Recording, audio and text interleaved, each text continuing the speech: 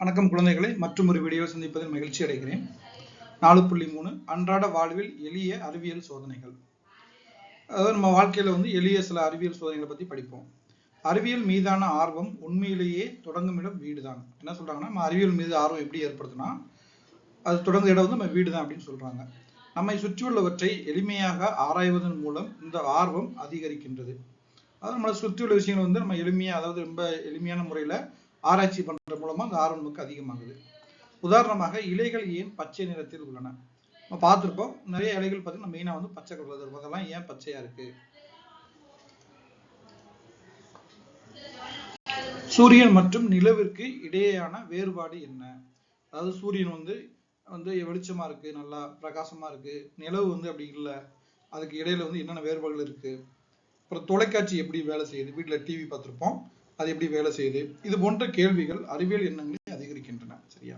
இந்த மாதிரி ஒவ்வொரு விஷயமும் ஏன் அது இப்படி இருக்கு, ஏன் இப்படி இல்லை, அந்த மாதிரி பல கேள்விகளுக்கு நமக்கு விடையளிக்கிறது என்னது? அறிவியல் தான். ஓகேங்களா? நாம் இப்போது எளிய அறிவியல் சோதனைகள் சிலவற்றை கற்றுக்கொள்ளலாமா? சில சோதனைகள் செய்யலாம், பார்ப்போம். 4.3.1 பொருள் மற்றும் நிழல். ஓகேங்களா? இங்க படத்துல பாத்தீங்கன்னா ஒரு எலிஃபண்ட், ஒரு யானை, ஓகேங்களா? யானை பொம்மை நினைக்கிறேன் நிக்குது. இங்க பாத்தீங்கன்னா கீழே ஒரு பெரிய யானை நிக்கிற மாதிரி இருக்கு. ஓகேங்களா? இதை நிழல்னு சொல்லுவோம். ஓகேங்களா? அதாவது ஒரு பொருள் ஒரு வெளிச்சத்துல இருக்கும் போது என்ன ஆகும்னா, அந்த வெளிச்சம் வெளிச்சம் இல்லைன்னா ஒளி, லைட்னு வச்சுக்கோங்களேன். லைட்டுக்கு என்ன சொல்றது? ஓகே, லைட்னா ஒளி. ஓகேங்களா? ஒளி அந்த பொருள் மேல படும்போது என்ன ஆகும்? அதோடைய பிம்பம், அதாவது நிழல்னு சொல்லுவாங்க, அது இந்த மாதிரி விழும். ஓகேங்களா? ஓகே, இங்க பார்க்கலாம். நோக்கம், நிழல் உருவாகும் விதத்தை கற்றுக்கொள்ளல். அதாவது நிழல் எப்படி உருவாகுதுன்னு கற்றுப்போம்.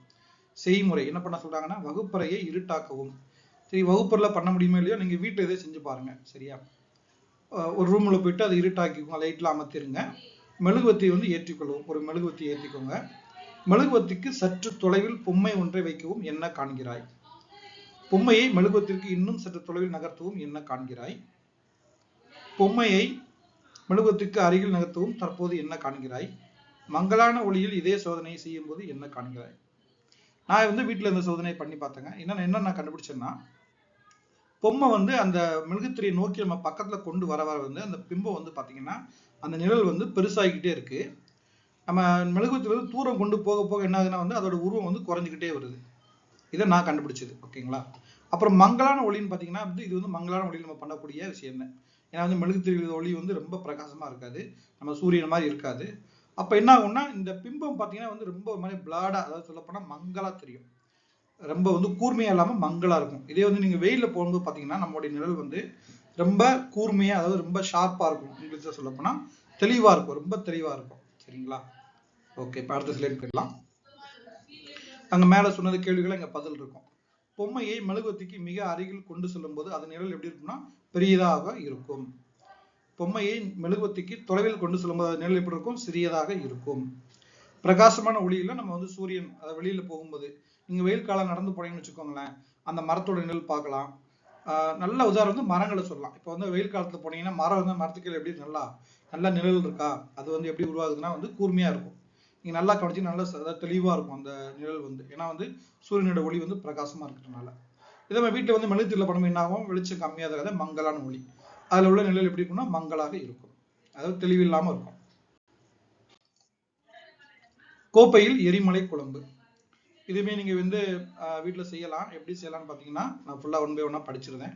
தேவையான என்னன்னா ஒரு உயரமான கண்ணாடி குடுவை எடுத்துக்கோங்க. கண்ணாடி குடுவை இல்லைன்னா பிளாஸ்டிக் டப்பா கூட எடுத்துக்கலாம். அதாவது நமக்கு உள்ள பார்த்தா தெரியுற மாதிரி உள்ள சில பிளாஸ்டிக் டப்பா எடுத்துக்கலாம். ஓகேங்களா? 1/4 கப் தாவர எண்ணெய். தாவர எண்ணெய் எல்லா எண்ணெயும் யூஸ் பண்ணிக்கலாம். நல்லெண்ணெய், கடல் எண்ணெய், பாம் ஆயில், கோல்டு வின்னர், ஏதாச்சும் நம்ம எண்ணெய் எடுத்துக்கலாம். காவாசி எடுத்துக்கணும். ஒரு தேக்கரண்டி உப்பு, நீர், உணவு வண்ணம், ஃபுட் கலர் சொல்லக்கூடியது. அது தண்ணி மாதிரியும் கிடைக்கும், பவுடர் மாதிரியும் கிடைக்கும். நீங்க ரெண்டுமே யூஸ் பண்ணிக்கலாம், எதனாலும் யூஸ் பண்ணிக்கலாம். செய்முறை பார்த்தீங்கன்னா கண்ணாடி குடுவையில் முதல்ல ஒரு 3/4 3/4னா 4ல் 3 பங்குன்னு அர்த்தம். அதாவது இந்த டப்பாவை நம்ம 4 பங்கா சமமா பிரிச்சிங்கன்னா, சரிங்களா, அதில் 3 பங்குக்கு தண்ணி நிரப்பி சொல்லிடுறாங்க.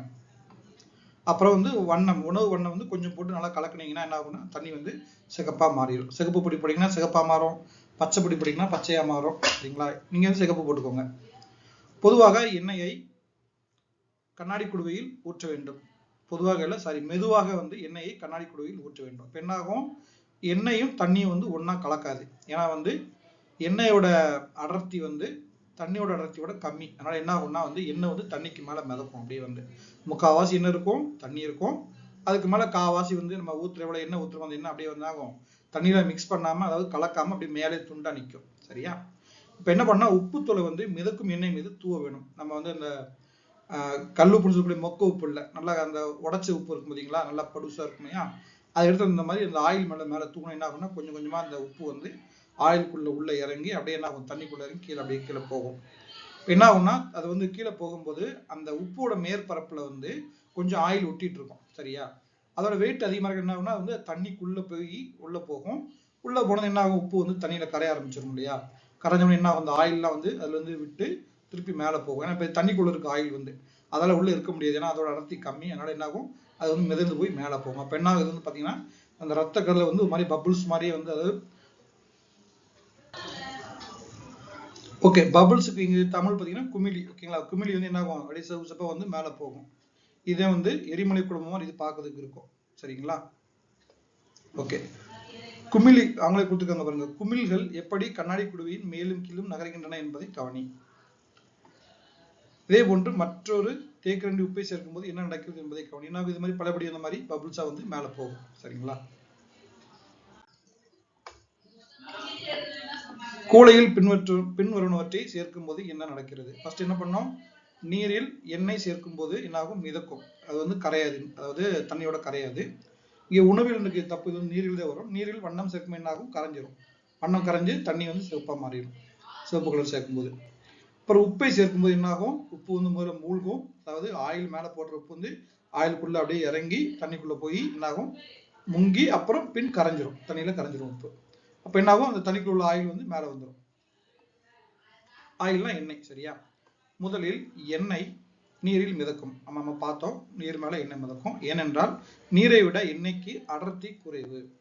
ஓகே, இங்க அடர்த்தினா என்னன்னு பாத்தீங்கன்னா வந்து உங்களுக்கு புரியுற மாதிரி சொல்லணும்னா, இப்போ ஒரு ரூம்ல வந்து 5 பேர் இருக்காங்க, இன்னொரு ரூம்ல ஒரு ஆள் இருக்காரு வச்சுக்கோங்களேன். அப்ப என்ன சொல்லணும்னா 5 பேர் உள்ள இடம் வந்து அடர்த்தியா இருக்கு, ஒரு ஆள் உள்ள ரூம் வந்து அடர்த்தி கம்மியா இருக்கு. இந்த மாதிரி, அதாவது ஒரு குறிப்பிட்ட இடத்துல வந்து அதிகமான பொருள் வச்சோம்னா அது அடர்த்தியா இருக்கு, கொஞ்சம் வச்சோம்னா அடர்த்தி கம்மியா இருக்கு. அவ்வளவுதான். ஸோ இது மாதிரி பாத்தீங்கன்னா, இப்போ ஒரு ஒரு குறிப்பிட்ட இடத்துல வந்து எண்ணெயுடைய மாலிகூல்ஸ் சொல்லுவாங்க இங்கிலீஷ்ல வந்து, அதாவது மூலக்கூறுகள் வந்து பாத்தீங்கன்னா தண்ணியை விட வந்து எண்ணெயில கம்மியா இருக்கும். உதாரணத்துக்கு சொல்ல போனா உங்களுக்கு புரியுற மாதிரி சொல்லணும்னா, இப்போ தண்ணியில வந்து வந்து ஒரு ஒரு ஒரு அடி நீள அகல உயரத்துல அந்த கனவுல பாத்தீங்கன்னா 100 வாட்டர் மாலிகூல்ஸ் இருக்கு, மூலக்கூறுகள் இருக்குன்னா எண்ணெயில வந்து ஒரு 50 இருக்குன்னு வச்சுக்கோங்க, அதில் பாதி தான் இருக்கும். அப்ப என்னன்னா வந்து தண்ணி வந்து இதை விட அடர்த்தி வந்து அதிகமா இருக்கு, எண்ணெயில வந்து கம்மியா இருக்கு. சரி, இதுதான் அடர்த்திங்கிறது. சரி, அந்த குறிப்பிட்ட இடத்துல வந்து எவ்வளவு விஷயங்கள் இருக்கு, நிறைய இருந்துச்சுன்னா அடர்த்தி நிறைய இருக்கு, கொஞ்சமா இருந்தா அடர்த்தி கம்மியா இருக்கு. இதான் அடர்த்தி. ஓகேங்களா? நீங்க இன்னும் பெரிய போகும்போது அடர்த்தி பத்தி இன்னும் நீங்க விளக்கமா படிக்கணும், உங்களுக்கு நல்லா புரியும். இப்போதைக்கு நீங்க இந்த மாதிரி புரிஞ்சுக்கோங்க. எண்ணெய் அடர்த்தி வந்து தண்ணியோட கம்மியா இருக்கா என்ன ஆகும்னா வந்து அடர்த்தியான விஷயம் வந்து கீழே போயிடும், தண்ணி வந்து கீழே போயிடும், எண்ணெய் வந்து மேலேயே மிதக்கும். சரியா? இப்போ நீங்க எண்ணெயை ஊற்றிட்டு அது மேலே தண்ணி ஊற்றினா என்ன ஆகும்னா வந்து தண்ணி எண்ணெயை ஊடுருவி போய் கீழே போய் படிஞ்சுக்கிடும், அதுக்கு மேலே எண்ணெய் இருக்கும். எப்பயுமே கனமான பொருள் வந்து கீழே போயிடும், லேசான பொருள் வந்து மேலே மிதக்கும். சரியா? ஓகே, இருப்பினும் உப்பு வந்து எண்ணெயை விட கனமானது. உப்பு என்னன்னா வந்து உப்போட அடர்த்தி வந்து எண்ணெயை விட அதிகம். அப்ப அதனால என்ன ஆகுதுன்னா, நீங்க என்ன மேல உப்பு போட்டாலும் என்ன ஆகுது, அந்த உப்பு எண்ணெயில மூழ்கி அப்புறம் போய் தண்ணியில மூழ்குது, எனவே நீரில் மூழ்கும். அவ்வாறு மூழ்கும் போது அதனுடன் சிறிதளவு எண்ணெயை எடுத்துக்கொள்ளும். நான் சொன்ன மாதிரி அதோட மேற்பரப்புல வந்து கொஞ்சம் எண்ணெய் ஒட்டிக்கும். சரிங்களா? அதோட தண்ணிக்குள்ள போறதுனால என்ன ஆகும்னா, தண்ணிக்குள்ள போனோம்னா என்ன ஆகும், அந்த எண்ணெய் வந்து உப்பு மேல ஒட்டி பார்த்தீங்கன்னா அது வந்து விலக பார்க்கும். ஏன்னா வந்து தண்ணிக்குள்ள இருக்குது. ரெண்டாவது வந்து தண்ணி வந்து உப்போட படும்போது உப்பு வந்து கரைஞ்சிடும் தண்ணியில. அதனால என்ன, எண்ணெய் மட்டும் தண்ணிக்குள்ள இருக்க முடியாது, மேல மிதந்து வந்துடும். ஆனால் நீரில் உப்பு கரைந்தவுடன் மீண்டும் எண்ணெய் மேலே வரும். அவ்வளவுதான். இந்த சோதனை ஆர்வம் மூட்டும்படியாக இருந்ததா? நான் வீட்டுல செஞ்சு பார்த்த குழந்தைங்களே, ஒரு நல்லாதான் இருந்துச்சு. நீங்களும் அம்மா அப்பாவுடைய உதவியோட இதை வீட்டுல நீங்க செஞ்சு பாருங்க. நீர் மற்றும் பாலின் கொதிநிலையை வெப்பமானி கொண்டு அளத்தல். அதாவது நம்ம வந்து முதல்ல படிச்சிருந்தோம், நீர் பாலை வந்து கொதிநிலை கொதிக்க வைக்கிறதுன்னு பார்த்தோம், அதோட கொதிநிலையும் கண்டுபிடிச்சோம், 100 டிகிரி செல்சியஸ்ன்னு பார்த்தோம். இப்போ அதை வந்து கண்டுபிடிக்கிறதுக்கு எவ்வளவு வெப்பம் கண்டுபிடிக்கிறதுக்கு அதுக்கு ஒரு கருவி இருக்கு. இது அந்த பார்த்தீங்களா, இதே வந்து வெப்பமானின்னு பேரு. இக்கருவி நீங்கள் பார்த்திருக்கிறீர்களா? ஆமா, நான் பார்த்திருக்கேன். எங்க வீட்லயும் ஒன்று வச்சிருக்கேன். இதனை எங்கே பார்த்திருக்கீர்கள்? இது எங்க இருக்கும் பார்த்தீங்கன்னா, மெயினா வந்து நம்ம மெடிக்கல் ஷாப்ல இருக்கும், மருத்துவமனைகள்ல இருக்கும். இதன் பயன் உங்களுக்கு தெரியுமா? இது எதுக்குன்னு பார்த்தீங்கன்னா, நீங்க வந்து காய்ச்சல்னு போனீங்கன்னா என்ன பண்ணுவாங்க, இது வந்து ஒன்று வாயில வைப்பாங்க, சின்ன குழந்தைங்க அந்த மாதிரி அக்கல்ல வைப்பாங்க. வச்சு பாடியோட நம்ம உடம்போட வெப்பநிலை வந்து இதை வச்சு நம்ம கணக்கிடலாம். சரிங்களா? பொதுவாக நமது உடல் வெப்பநிலை காலையில் குறைவாகவும் பகல் நேரத்தில் சிறிது சிறிதாக அதிகரித்து மாலையில் அதிகமாகவும் இருக்கும். பொதுவாக பார்த்தீங்கன்னா வந்து நம்ம காலையில் வந்து உடம்பு வந்து கொஞ்சம் கூலிங்காக இருக்கும், குளிர்ச்சியாக இருக்கும். பகல் நேரத்தில் என்ன வெயில் படப்பட என்னாங்கன்னா உடம்பு கொஞ்சம் உஷ்ணமாக்கி சாயந்தரம் மாலை நேரத்தில் வந்து கொஞ்சம் அதிகமாக இருக்கும். சரிங்களா? இதே தவிர நமது உடல் வெப்பநிலை ஏதேனும் நோய் தாக்கத்தின் போது அதிகமாக இருக்கும். இந்த அதிகம் பார்த்தீங்கன்னா ரொம்ப அதிகமாக இருக்காது. உதாரணத்துக்கு பார்த்தீங்கன்னா இப்போ 97 இருக்குன்னா 97.1 2 3 இந்த மாதிரி தான் கொஞ்சம் கூடும். ஓகேங்களா? பாயிண்ட்ல தான் வந்து கூடும். காய்ச்சல்லாம் பார்த்தீங்கன்னா 97லேருந்து 98 99 100 101 102 வரைக்கும் போகும். சரியா? அப்போ அதிகமாச்சுன்னா நமக்கு உடம்பு சரியில்லைன்னு அர்த்தம். உடல்நிலை சரியில்லாமல் இருக்கும்போது வெப்பமானியை பயன்படுத்தி நம் உடல் வெப்பநிலையை அறிந்து கொண்டு உடல்நிலையை சரிப்படுத்தி கொள்ள வேண்டும். இப்போ நமக்கு வந்து காய்ச்சல் அடிக்குதுன்னா உடம்பு தொட்டு பார்த்தா சூடாக இருக்கும். பட் நமக்கு வந்து தெரியலை, இன்னும் வந்து நம்ம அதை வந்து 100% தெரிஞ்சுக்கணும்னு நினச்சோம்னா இந்த மாதிரி நம்ம வந்து வெப்பமானி வச்சு நம்ம உடம்புடைய வெப்பநிலையை கண்டுபிடிச்சோம்னா நமக்கு தெரிஞ்சிடும் காய்ச்சல் இல்லையான்னு தெரிஞ்சிடும். இங்கே பார்த்தீங்கன்னா 98.6 இருக்கு. இது வந்து காய்ச்சல் கிடையாது. சரிங்களா? ஸோ வந்து 99க்கு மேல போச்சுன்னா வந்து நம்ம காய்ச்சல் சொல்லிக்கலாம். வெப்பமானி என்றால் என்ன? வெப்பநிலையை அளக்க உதவும் கருவிக்கு வெப்பமானி என்று பெயர். வெப்பநிலையை அளக்கக்கூடிய கருவிக்கு வெப்பமானின்னு பேரு. இது உரையிடப்பட்ட நீண்ட கண்ணாடி குழாயால் ஆனது. இந்த இருக்கு பாருங்க, இந்த மாதிரி இருக்கும். நீங்க அதில் பார்த்தீங்கன்னா பிளாஸ்டிக்கா இருந்துச்சு. இதுதான் வந்து முன்னாடி யூஸ் பண்ணிக்கிட்டு இருந்தாங்க. இப்போ வந்து நம்ம டெக்னாலஜி அதிகமானனால என்ன ஆகுதுன்னா இந்த மாதிரி வந்து பிளாஸ்டிக்ல அங்கே கொண்டு வந்துட்டாங்க. நம்ம முன்னாடி பார்த்தீங்கன்னா இந்த மாதிரி தான் யூஸ் பண்ணிக்கிட்டு இருந்தாங்க. இந்த மாதிரி கண்ணாடி குச்சி மாதிரி தான் இருக்கும். நாங்களாம் பார்த்துருக்கேன் நான். இப்போ இது அதிகம் யூஸ் பண்ண பயன்பாட்டில் இல்லை. ஏன்னு பார்த்தீங்கன்னா இதை கீழே போட்டிங்கன்னா இந்த கண்ணாடி உடஞ்சிரும். அந்த பிளாஸ்டிக் மாதிரி இருந்துச்சு பார்த்தீங்கன்னா அதில் வந்து உடையாது. ஸோ இது உரையிடப்பட்ட நீண்ட கண்ணாடி குழாயால் ஆனது. இந்த மாதிரி நீண்ட ஒரு கண்ணாடி குழாயால் ஆனது. உரையிடப்பட்டதுன்னா இது வந்து மூடி இருக்கும் ஃபுல்லாகவே. இதில் அளவுகோலில் உள்ளது போன்ற அளவுகள் குறிக்கப்பட்டு இருக்கும். இந்த போட்டு பார்த்தீங்கன்னா அந்த மாதிரி கோடு கூட நம்ம வந்து ஸ்கேலில் உள்ள மாதிரி இந்த மாதிரி அளவுகள் வந்து குறிச்சிருப்பாங்க. அளவுகோல் ஸ்கேல் இங்கிலீஷில் சொல்லிட்டேன், இது வந்து அளவுகோலில் குறிச்ச மாதிரி இதுலேயே குறிப்பிட்டிருக்கும். இந்த அளவுகள் நமது உடல் வெப்பநிலையை குறிக்கும். சரிங்களா? இதுக்குள்ள பார்த்தீங்கன்னா வந்து பாதரசம் சொல்லக்கூடிய ஒரு திரவம் இருக்கும். ஓகேங்களா? அது என்ன ஆகும்னா இந்த இரும்பு மாதிரி பார்த்தீங்கன்னா இப்போ வாயில வச்ச உடனே என்ன ஆகும்னா அது உடம்புல சூடு இந்த இரும்புக்குள்ள போய் இந்த இரும்புக்கு உள்ள கூடிய ஒரு சின்ன குழாய் மாதிரி இருக்கும். இந்த ஒரு டார்க் கோடு மாதிரி இருக்கும். அதுதான் அது வந்து நல்லா சில்வர் கலர்ல இருக்கும், நல்லா வெள்ளை வெள்ளையன்னு இருக்கும். ஒரு மாதிரி இரும்பை காய்ச்சி ஊத்துற மாதிரி இருக்கும் அந்த பாதரசம் வந்து. சரிங்களா? அது என்ன ஆகும் பார்த்தீங்கன்னா வெப்பத்தை உறிஞ்சினா அப்படியே கொஞ்சமா மேலே ரைஸ் ஆகும். அப்படியே வந்து மேலே ரைஸ் ஆகி எங்க போய் நிற்குதோ அதுதான் வந்து நம்மளுடைய உடம்பு வெப்பநிலை. டேனியல் ஃபாரன்ஹீட் என்ற ஜெர்மன் இயற்பியல் அறிஞர் 1714ஆம் ஆண்டு பாதரச வெப்பமானியை கண்டறிந்தார். சரிங்களா? அந்த வெப்பநிலை இன்னொரு பேர் வந்து ஒன்று ஃபாரன்ஹீட்னு சொல்லுவாங்க, இன்னொன்று செல்சியஸ்னு சொல்லுவாங்க. ரெண்டுல கணக்கிடுவாங்க. ஸோ இந்த இதை கண்டுபிடிச்ச ஒரு பேர்லேயே வந்து அவங்க என்ன பண்ணிட்டாங்க, ஃபாரன்ஹீட்னு வெப்பத்துக்கு வந்து அளவு வச்சுட்டாங்க. சரிங்களா? வெப்பத்தை வந்து நம்ம அளவிடணும் அப்படின்னா வந்து என்ன பண்ணுவாங்க, ஒன்று செல்சியஸில் அளவு பண்ணலாம், இல்லைன்னா வந்து ஃபாரன்ஹீட்ல நம்ம அளவு பண்ணலாம். நீர் மற்றும் பாலின் கொதிநிலையை அளவிடல். நீரின் கொதிநிலை 100 டிகிரி செல்சியஸ் என்பதை கண்டறிதல். தேவையான பொருட்கள் எப்படி தெரிஞ்சுக்கிறது, தண்ணியோட கொதிநிலை 100 டிகிரி சொல்ற எப்படி தெரிஞ்சுக்கிறதுனா வாயுகின்ற பாத்திரம், இந்த மாதிரி ஒரு பெரிய பாத்திரத்தை எடுத்துக்கிட்டாங்க, நீர் தண்ணி ஊற்றிக்கிட்டாங்க. இந்த இரும்பு தண்டு அல்லது தேக்கரண்டி வந்து இங்கே பயன்பாட்டில் இல்லை. இது எதுக்கு போடுறது எனக்கும் தெரியல. அப்புறம் வெப்பமானி, இந்த உள்ள கிடக்கு பார்த்தீங்கன்னா இதுதான் வெப்பமானி. பழைய மாடல், அதாவது இந்த மாதிரி கண்ணாடி வச்சு உள்ள மாதிரி ஒரு மாடல் வச்சுருக்காங்க. செய்முறை: நீரை பாத்திரத்தில் எடுத்துக்கொள்வோம். இந்த தண்ணி எடுத்துக்கிட்டாங்க. ஆரம்ப வெப்பநிலை குறித்து கொண்டு நீரை சூடுபடுத்த தொடங்கும். நம்ம தண்ணி ஊற்றி என்ன பண்ணோம், அந்த வெப்பமானியை உள்ள போட்டோம்னா நமக்கு பாதரசம் ஆகும். இந்த தண்ணியில் உள்ள வெப்பநிலை பொறுத்து ஒரு லெவலில் வந்து மேலே வந்து நின்றுக்கிடும், ஒரு அளவை காட்டும். அதை நம்ம வந்து நோட் பண்ணி வச்சுக்கணும். அப்புறம் என்ன பண்ணுறாங்க, இந்த மாதிரி ஃபர்னர் ஆன் பண்ணி தீ வச்சு சூடு பண்ணுறாங்க. நீரை கொதிக்க செய்த பின் அதன் வெப்பநிலையை அளவிடுதல் வேண்டும். தண்ணி கொதிச்சு பாயில் ஆகி புகையா போகும்போது என்ன பண்ணணும், அப்போ உள்ள விட்டு பார்த்தோம்னா என்ன இருக்கும்னா 100 டிகிரி செல்சியஸ் இருக்கும். ஸோ 100 டிகிரி செல்சியஸ் நீரின் கொதிநிலை என்பதை நீ காண்பாய். வீட்டில் உங்களுக்கு இந்த மாதிரி இருந்ததுன்னா நீங்கள் அப்பா அம்மா உதவியோட நீங்கள் செஞ்சு பாருங்கள். உங்கள் வீட்டில் வந்து இந்த மாதிரி வெப்பமானி இருக்குன்னா நீங்கள் அம்மா அப்பா உதவியோட செஞ்சு பாருங்கள். இந்த எக்ஸ்பெரிமெண்ட்டை, இந்த சோதனையை நீங்கள் செஞ்சு பாருங்கள். நீரின் கொதிநிலை 100 டிகிரி செல்சியஸ் என்பதையும் நீர் கொதிக்கும் போது அதன் வெப்பநிலை 100 டிகிரி செல்சியஸாக உள்ளதையும் பின் தொடர்ந்து சிறிது நேரம் கொதிக்க செய்தாலும் அதன் வெப்பநிலை மாறாது என்பதையும் காண்பாய். என்ன சொல்றாங்கன்னா 100 டிகிரி வந்து அடைஞ்ச உடனே தண்ணி வந்து கொதிச்சு ஆவியா போயிட்டு இருக்கும். அதையும் மீறி வந்து சூடுபடுத்திட்டு இருந்தோம்னா என்ன ஆகும்னா, நம்ம நினைக்கலாம் பொதுவா வந்து சூடு பண்ணா என்ன வெப்பநிலை கூட்டிட்டு நினைக்கலாம். ஆனா 100 டிகிரிக்கு மேல வந்து கொஞ்சம் கூட கூடாது. ஏன்னா வந்து நீர் வந்து கொதிச்சு ஆவியா மாறிக்கிட்டே இருக்கும். அதாவது நீராவியா மாறிக்கிட்டே இருக்கும். அதுக்கு மேல வந்து டெம்பரேச்சர் வந்து அது வந்து ஏத்துக்காது. பாலின் கொதிநிலையும் இவ்வாறு நம்ம அளவிடலாம். அதே மாதிரி பால் எடுத்து கொதிச்சிங்கன்னா என்ன ஆகும், இந்த மாதிரி அளவு பண்ணீங்கன்னா அதே மாதிரி தான். முதல்ல ஒரு டெம்பரேச்சர் இருக்கும், ஒரு வெப்பநிலை இருக்கும். சூடு பண்ணும்போது பால் கொதிக்கும் போது பார்த்தீங்கன்னா அப்போ ஒரு வெப்பநிலை இருக்கும். அதை வச்சு நம்ம பாலுடைய கொதிநிலையை கண்டுபிடிச்சிடலாம். படத்தில் கொடுக்கப்பட்டுள்ள வெப்பநிலைக்கு ஏற்ப வெப்பமானிகள் வண்ணமிடுவோம். என்ன கொடுத்துருக்காங்க, 100 டிகிரி செல்சியஸ் கொடுத்துருக்காங்க. 100 எங்க இருக்கு, இந்த இருக்கு. இங்க ஒரு மார்க் பண்ணிட்டு அப்படியே சிவப்பு கலரை கோடு போட்டுருங்க. முடிஞ்சது. 50 டிகிரி இங்க இருக்கு, இந்த இருக்கு. 50 வந்து அப்படியே கலர் கொடுத்துருங்க. 30 எங்க இருக்கு, இந்த இருக்கு. 30 வந்து கலர் கொடுத்துருங்க. 70 எங்க இருக்கு, இந்த இருக்கு. 70 அப்படியே கலர் கொடுத்துருங்க. அவ்வளவுதான். மதிப்பீடு. பின்வரும் சொற்றொடரில் எது சரி அல்லது தவறு என குறிப்பிடுக. சொற்றொடர்ங்கிறது என்ன பார்த்தீங்கன்னா சொற்களை வைத்தான ஒரு தொடர். இந்த இருக்குல்ல இது சொற்றொடர். ஓகேங்களா. நீரை கொதிக்க வைக்கும் போது பாக்டீரியாக்கள் நீக்கப்படுகின்றன. சரியா தப்பான்னு கேட்டுக்காம என்ன பார்த்தோம், கொதிக்கிற நீரால் வந்து கிருமிகள்லாம் அழிக்கப்படுதுன்னு பார்த்தோம் இல்லையா. அப்ப இது சரிதான். சரி. இட்லி நீராவி மூலம் சமைக்கப்படுகிறது. இது நம்ம பார்த்தோம் இல்லையா, படிக்கும் பொழுது என்ன பார்த்தோம், நீராவி வந்து வச்சுதான் இட்லி வந்து சமைக்கிறாங்கன்னா இதுவும் சரிதான். வெப்பமானி அழுத்தத்தை அளக்க உதவுகிறது. அப்படியா படிச்சோம், இல்ல.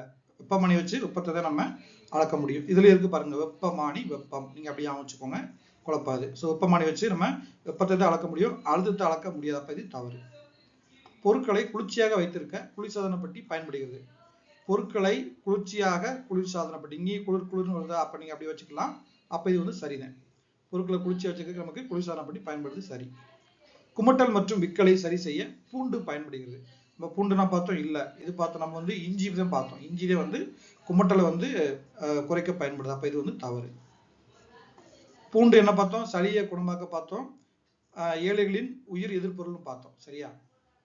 நீரின் கொதிநிலை 100 டிகிரி செல்சியஸ் ஆகும். இது சரிதான்.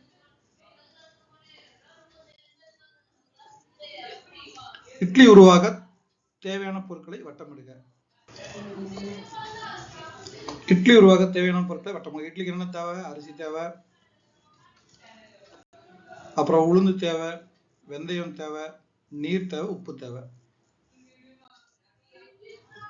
வீட்டு உபயோக சாதனங்களை அவற்றின் பயன்களுடன் பொறுத்துக.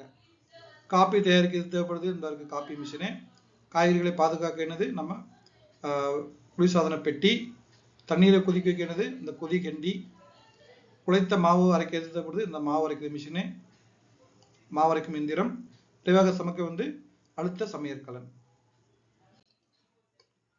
வீட்டில் செய்யும் பாதுகாப்பான செயலுக்கு சரி குறியீடும் பாதுகாப்பான செயலுக்கு தவறு குறியீடும் இடுக. இதெல்லாம் வந்து பாதுகாப்பான செயல், இதெல்லாம் வந்து பாதுகாப்பற்ற செயல் என்று கேட்டிருக்காங்க. மின்சாதன பொருட்களை தொடுதல், இது வந்து தப்பு, பாதுகானது கிடையாது. நமக்கு மின்சார ஷாக் அடிக்க வாய்ப்பு இருக்கு, அதனால நம்ம வந்து தொடக்கூடாது. கூர்மையான பொருட்களை கொண்டு விளையாடுதல், இதுவுமே ஆபத்தானது. என்ன, நம்ம கையில வந்து காயப்படுத்த வாய்ப்புகள் அதிகம். சமையலறையில் விளையாடுதல், இதுவுமே ஆபத்தானது. சமையலறையில் என்ன இருக்கும், அடுப்பு இருக்கும், நிறைய கூர்மையான கத்தி கரண்டி எல்லாம் இருக்கும், அதனால இதுவும் ஆபத்தானது. எரிவாயு அடுப்புனா நம்ம கேஸ் அடுப்பு மற்றும் எரிவாயு கலந்த சிலிண்டர் இருக்கு பார்த்தீங்களா, அது சிவப்பு கலர்ல இருக்குமே, ஆகியவற்றை பாதுகாப்பான இடைவெளி வைத்திருந்தல் வந்து சரி. நம்ம அடுப்பை ஒட்டி வந்து நம்ம சிலிண்டரை வைக்கக்கூடாது. என்ன ஆகும், அப்போ நெருப்பு எரியும் போது என்ன ஆகும்னா அதுல இருந்து படுற சூடு வந்து அந்த சிலிண்டர்ல பட்டு சிலிண்டர் வெடிக்க வாய்ப்பு அதிகம். அதனால நம்ம என்ன பண்ணணும், அடுப்பையும் அந்த எரிவாயு கலனையும் வந்து சரியான வந்து இடைவெளியில வச்சிருக்கணும். ஒரு வார்த்தை அல்லது வாக்கியத்தில் விடையளி. ஒரு வார்த்தையிலையும் இல்லைன்னா ஒரே ஒரு வாக்கியத்திலையும் வந்து சொற்றொடர்களை வந்து விடையளிக்க சொல்லியிருக்காங்க. நீரின் கொதிநிலை என்ன, 100 டிகிரி செல்சியஸ். பழங்கள் மற்றும் காய்கறிகள் எப்படி அதிக நாட்களுக்கு சேமித்து வைக்கப்படுகின்றன. நீங்க இந்த கேள்வியில இருந்து எடுத்து எழுதிடலாம். பழங்கள் மற்றும் காய்கறிகள் எப்படியை தூக்கிட்டு குளிர்சாதன பட்டியில் அதிக நாட்களுக்கு சேமித்து வைக்கப்படுகின்றன. அவ்வளவுதான், முடிஞ்சு போச்சு. வெப்பநிலையை அளக்குவதும் கருவியின் பெயர் என்ன, வெப்பமானி. இல்ல வெப்பநிலையை அளக்கும் கருவியின் பெயர் வெப்பமானி அப்படின்னு எழுதலாம். அந்த கேள்வியிலிருந்து அப்படியே எடுத்து எழுதிட்டு என்னென்ன தூக்கிட்டு அங்கே வந்து என்ன வெப்பநிலையை அளக்க உதவும் கருவியின் பெயர்னு போட்டு என்ன எடுத்துட்டு வெப்பமானின்னு போட்டுருங்க. அப்படி எழுதலாம், இல்லை வெப்பமானி எழுதினாலும் சரிதான். இட்லி எம்முறையில் தயாரிக்கப்படுகிறது. அப்படியே கேள்வி எழுந்து எடுத்ததுங்க, இட்லி எம்முறையில் தூக்கிட்டு நீராவி முறையில் தயாரிக்கப்படுகிறது அப்படின்னு எழுதிருங்க. கருப்பு மிளகின் பயன் என்ன, சளி மற்றும் இருமலுக்கு நிவாரணி ஆகும். அவ்வளவுதான். சமையலறையில் உள்ள எந்த பொருள் ஏழைகளின் நோய் எதிர்ப்பு பொருள் என அழைக்கப்படுகிறது, பூண்டு. இப்படி எழுதலாம்னா சமையலறையில் உள்ள பூண்டு ஏழைகளின் நோய் எதிர்ப்பு பொருள் என அழைக்கப்படுகிறது அப்படி எழுதலாம். பின்வரும் வினாக்களுக்கு விடையளி. அழுத்த சமையற்கலனின் நன்மைகளை எழுதுக. நம்ம படிச்சிருந்தோம் இல்லையா, அழுத்த சமையல் என்ன நன்மைகள் பார்த்தோம். உணவு தயாரிக்கும் நேரத்தை குறைக்கிறது. நமக்கு உணவு செய்யக்கூடிய நேரம் குறையுது. எரிபொருள் பயன்பாட்டை குறைக்கிறது. ஏன்னா வந்து சீக்கிரமா வந்து உணவு ரெடியாகிறதுனால நம்ம வந்து அதிகமான எரிபொருளை யூஸ் பண்ண மாட்டோம்னால எரிபொருள் பயன்பாட்டையும் வந்து குறைக்குது. ஊட்டச்சத்துக்களை உணவில் தக்க வைக்கிறது. நம்ம மூடி போட்டு சமைக்கிறோம், என்ன ஆகும்னா ஊட்டச்சத்துக்கள் வந்து அப்படியே வந்து காற்றுல போயிடாது, அதாவது ஆவியாகி போகாது. ஸோ உணவுகளை தக்க வச்சுக்குது. இதோட நன்மைகள். நீரை கொதிக்க வைத்தலின் பயன்களை எழுதுக. என்னென்ன நன்மைகள் இருக்கு? கிருமிகளை நீக்குகிறது, கிருமிகளை அழிக்கிறது அப்படின்னு சொல்லலாம். செரிமானத்தை அதிகரிக்கிறது. நம்ம சாப்பிட்டுட்டு கொஞ்சம் வெந்நீர் தண்ணி குடிச்சோம்னா என்ன ஆகும்னா சாப்பிட்ட உணவு எளிதாக ஜீரணம் ஆகிரும். நீரின் மூலம் பரவும் நோய்களிடமிருந்து நம்மை காக்கிறது. என்ன ஆகுது? நீரில் உள்ள கிருமிகள்லாம் செத்து போறதுனால வந்து நமக்கு நீரின் மூலம் பரவும் நோய்களிலிருந்து நம்மை வந்து பாதுகாக்கிறது. நன்றி குழந்தைகளை, மீண்டும் ஒரு வீடியோவில் சந்திக்கிறேன்.